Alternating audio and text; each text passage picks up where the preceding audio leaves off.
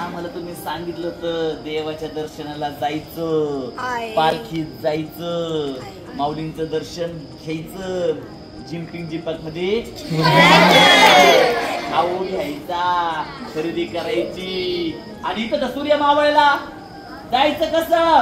चालत चालत जायचं कधी? मुलांचा उत्साह आपण पाहू शकता. मुलांच्या हृदयामध्ये माऊलींना भेटण्याची ओढ लागली, कंसामध्ये खेळणी घेण्याची ओढ लागली.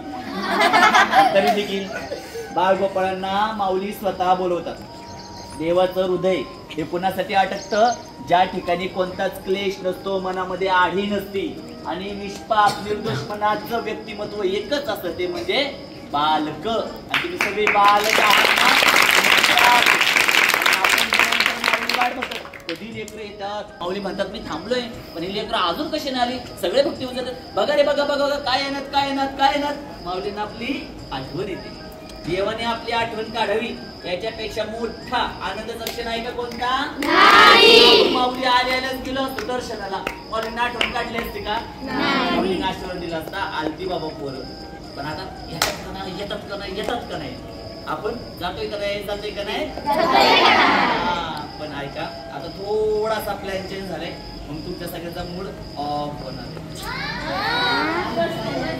आता ऐका, आपल्याला जे चालत जाणार होतं ना आपण भजन म्हणत, कोणतं तरी भजन होतं ना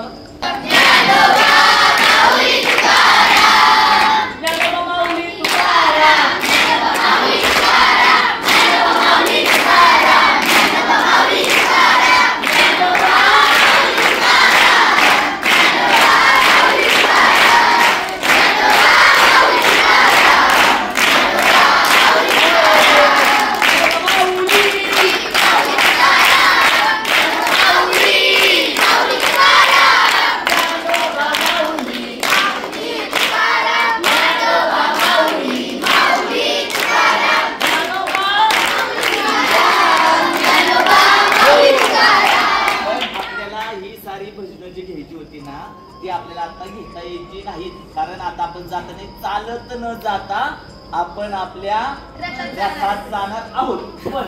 पण त्याच्या अगोदर आपल्याला एक छोटासा स्पीड ब्रेकर लागणार आहे. आणि तो स्पीड ब्रेकर म्हणणं चुकीचं आहे, कारण की तुमचं माझं सगळ्यांचं काय आहे, त्या दोन्ही कोपऱ्यामध्ये काय आमचे काय व्हायचे तुम्हाला जीवनामध्ये?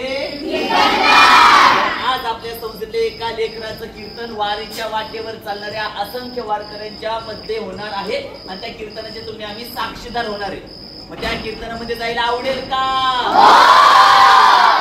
ऐका, आणि आता मी तिथं कॉल केला होता माझ्या मित्राला, तर तो म्हणे की तिथं आता आचार्य अत्रे इथपर्यंत रांग लागली देवाच्या दर्शनाला माऊलीच्या. ठीक आहे, तर आपण काय करूयात, पहिले आता कीर्तन आणि नंतर मग खेळणी वगैरे सगळं आपल्याला ते रात्रभर असतं बरं का. कीर्तन आता वाजले 6 वाजले ना, 5 वाजले, 6:30 वाजले, 6. आपण बरोबर 6:30 ला पोहोचलो. 7 ला कीर्तन चालू करायचं, 8:30 ला संपवायचं, छानपैकी महाप्रसाद घ्यायचा, 9 ला निघायचं आणि 9:30 ला कुठे पोहोचलो आपण? 7 मिनिटं का अंधाराला घाबरता? मग 9:30 ला तिथं पोहोचल्यानंतर आपण माऊलीचं पटकन दर्शन घ्यायचं. 10-10:30 पर्यंत आपण रिकामी होतो. मग तिथून पुढे आपण सगळे मग मस्त आनंद लुटू. चालतंय का हा प्लॅन? झोपा लागले तुम्हाला? चालतं, म्हणजे पुढे तुम्हाला सांगायचं होतं. रामकृष्ण हरी.